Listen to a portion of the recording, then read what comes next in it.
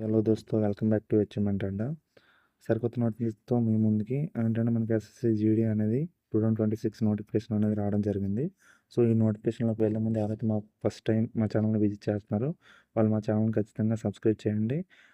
ఎందుకంటే నేను కూడా ఒక ఎస్ఎస్సి కానిస్టేబుల్. ఎస్ఎస్సి గురించి పూర్తి ఇన్ఫర్మేషన్ అనేది మీకు ఎటువంటి డౌట్స్ ఉన్నా మీరు కామెంట్ సెక్షన్లో మీరు అడిగి తెలుసుకోవచ్చు. అలాగే ఎటువంటి అప్డేట్ ఉన్నా ఖచ్చితంగా మేము వెంటనే వీడియో చేసి పెడతాం అనమాట. సో అయితే వీడియోలోకి వెళ్ళిపోదాం. అయితే మనకి ఆన్లైన్ అప్లికేషన్ ఎప్పటి నుంచి స్టార్ట్ అవుతుందంటే ఆల్రెడీ స్టార్ట్ అయిపోయింది. 1/12/2025 నుంచి స్టార్ట్ అయింది. మనకి ఆన్లైన్ అప్లికేషన్ లాస్ట్ డేట్ అనేది 31/12/2025 అనమాట. అయితే మనకి ఫీజు ఎప్పటి వరకు మనం పే చేయొచ్చు అంటే 1 జాన్ 2026 వరకు కూడా పే చేయొచ్చు. ఏదైనా కరెక్షన్స్ ఉంటే వాటిని రెక్టిఫై చేసుకోవడానికి 2 డేస్ ఇచ్చాడు. అందులో 8/1/2026 నుంచి 10/1/2026 వరకు అనమాట. ఓకే. అయితే మనకి దీంట్లో పే స్కేల్ గురించి, అలాగే మన యొక్క వేకెన్సీ ఎలా ఉన్నాయి, ఏజ్ లిమిట్ ఏంటి, ఎడ్యుకేషన్ గురించి చాలామంది చాలా డౌట్స్ ఉంటాయి. అవన్నీ ఈ వీడియో ద్వారా క్లియర్ చేసుకుందాం. చూడండి పే స్కేల్ ఎలా ఉందంటే ఫస్ట్ మనకి లెవెల్ 3 అనమాట. ఈ 21,700 నుంచి 69,100 వరకు అనమాట. అలాగే మనకి మొత్తం వేకెన్సీస్ ఎన్ని ఉన్నాయంటే మొత్తం టోటల్ వేకెన్సీస్ 25,487 ఉన్నాయి. అందులో అన్నిటికన్నా ఎక్కువ సిఎస్ఎఫ్ ఉన్నాయన్నమాట. ఈ ఈ సంవత్సరం 14,595, బిఎస్ఎఫ్ అయితే 616 ఉన్నాయి. అలాగే సిఆర్పిఎఫ్ 5,490 ఉన్నాయి. ఎస్ఎస్బి అయితే 764, ఐటీబీపీ 1,293, అస్సాం రైఫిల్ 706. నెక్స్ట్ మనకి ఎస్ఎస్ఎఫ్ అని ఉంటుంది, అది 23 ఉన్నాయన్నమాట. అయితే మనకి అన్నిటికన్నా మించి ఏంటంటే మనం వీటిలో అప్లై చేసేటప్పుడు జాబ్స్ అండ్ ప్రయారిటీ మనం ఫస్ట్ ఏది ఇస్తామో దాన్ని బేస్ చేసుకొని మనకి జాబ్ రావడం అనేది జరుగుతుంది. సో మనం ఇచ్చే ప్రయారిటీ అనేది చాలా ముఖ్యం అన్నమాట. సో ఈ ప్రయారిటీ ఎలా ఇవ్వాలనేది మనం ఈ వీడియో యొక్క లాస్ట్లో నేను ఖచ్చితంగా ప్రాపర్ ఎలా చేయాలో నేను చెప్తాను. అంతవరకు మీరు లాస్ట్ వరకు వీడియోని ఎండ్ వరకు చూడండి.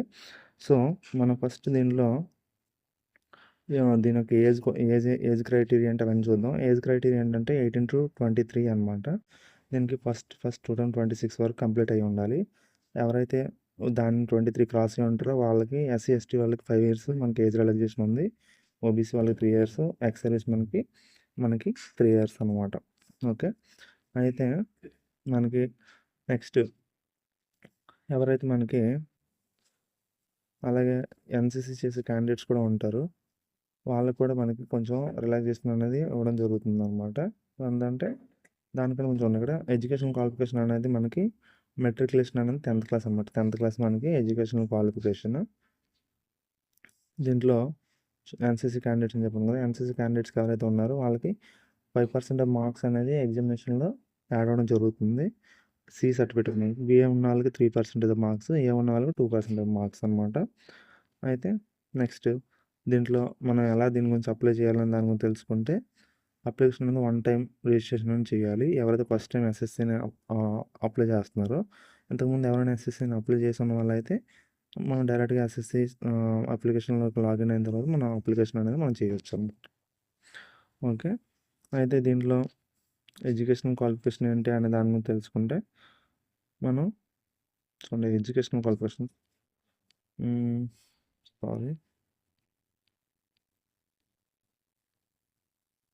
ఎడ్యుకేషన్ క్వాలిఫికేషన్ ఆల్రెడీ చెప్పుకున్నాం మనం.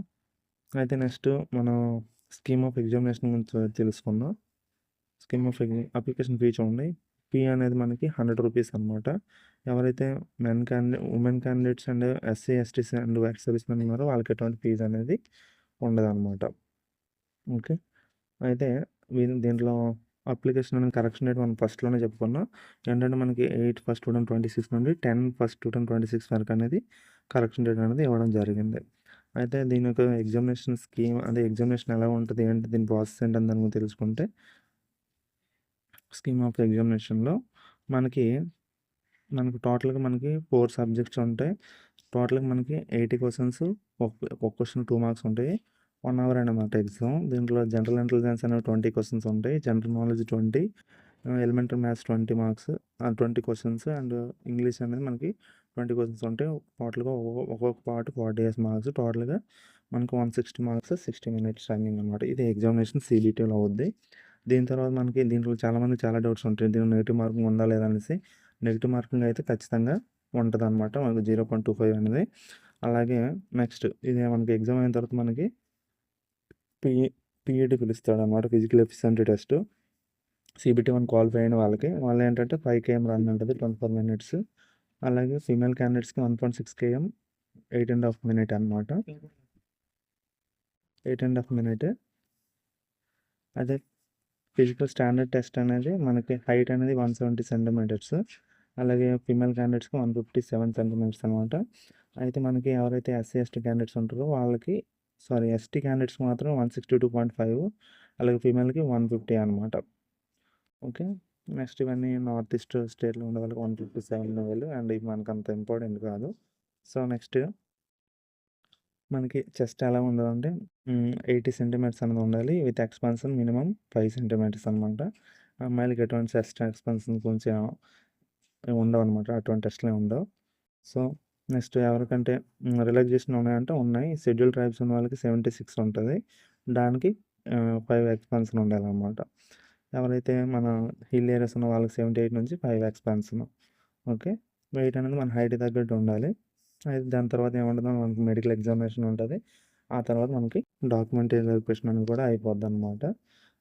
మీరు అంతా క్వాలిఫై అయి ఉంటే లాస్ట్లో మనకి మెరిట్ లిస్ట్ అవ్వడం అనేది జరుగుతుందన్నమాట. ఓకే. సో మీకు ఇందాక ఆల్రెడీ నేను చెప్పాను కదా, మనకి ప్రిఫరెన్స్ గురించి లాస్ట్లో చెప్తాను అనేసి. ప్రిఫరెన్స్ అనేది మనకి చాలా చాలా నీడ్ అనమాట. ఎందుకంటే మీరు ఇచ్చే ప్రిఫరెన్స్ బేస్ చేసుకొని మీకు జాబ్ రావడం అనేది జరుగుతుందన్నమాట. యాక్చువల్గా చాలామంది చాలా డౌట్స్ ఉంటాయి, మనకి పోస్టులు ఎక్కువ ఉన్నాయి దానికి పెట్టాలా, లేకపోతే దాని యొక్క ఫెసిలిటీస్, దాని యొక్క ఫ్యూచర్ యొక్క చూసుకొని దాని పరంగా ఏది బాగుంటుంది అనుకుంటే, బేసిక్గా ఫస్ట్ మన యొక్క జాబు నేచర్ బట్టి చూసుకుంటే ఫస్ట్ దాన్ని ఎలా ఇవ్వాలని చెప్తాను చూడండి. ఫస్ట్ SSF అనమాట, సెక్రటేరియట్ సెక్యూరిటీ ఫోర్స్ అంటారు. ఇది అన్నిటికన్నా పారామిలిటరీ ఫోర్సెస్లో కల్లా అన్నిటికన్నా చాలా బాగుంటుంది. ఆ తర్వాత CSF బాగుంటుంది అనమాట. తర్వాత SSB, ఆ తర్వాత ITBP, Assam Reiffel, BSF, CRPF, ఇవి ఎలా బాగుంటాయి. ఇది ఆర్డరు. కానీ ఇప్పుడు ఏంటంటే మనకి అన్నిటికన్నా ఎక్కువ జాబ్స్ ఎక్కడ ఉన్నాయి, CSFలో ఉన్నాయి. కాబట్టి అన్నిటికన్నా ఈసారి మాత్రం ఎక్కువ జాబ్లు CSFలో ఉన్నాయి. నెక్స్ట్ బెటర్ నార్మల్గా చూసుకున్న అన్నిటికన్నా CSFలోనే ఎక్కువ ఆపర్చునిటీస్ అంటే ఉండడానికి. నెక్స్ట్ ఒకళ్ళు జాబ్ ఇచ్చిన తర్వాత మనకి క్వార్టర్స్ కానీ అన్నిటికీ, నెక్స్ట్ జంగిల్ అంటే అడవుల్లో ఉండడం అలాంటివి ఉండవు అనమాట. మంచిగా సివిల్ లైఫ్లో ఉంటుంది. కాబట్టి CSF అందరూ ఫస్ట్ ఆప్షన్ ఇవ్వడానికి ట్రై చేయండి. ఆ తర్వాత అక్కడ ఉండే జాబులు ఉండే దీన్ని బట్టి చూసుకొని దాన్ని బేస్ చేసుకొని మిగతావన్నీ ఇవ్వండి. ఆల్రెడీ చెప్పాను ఎలా ఇవ్వాలనేసి. సో ఎందుకంటే మీరు చాలా ఎక్కువ మార్కులు వచ్చి కూడా మీరు ఫస్ట్ BSF ఆప్షన్ ఇచ్చారు అనుకోండి, మీకు BSF వస్తుంది, మీకు అప్పుడు CSF రాదు. సో చాలా బాగా చూసుకొని ప్రిఫరెన్స్ అనేది ఇవ్వడం అనేది చాలా చాలా ఇంపార్టెంట్. ఓకేనా. Thank you everyone. జై హింద్.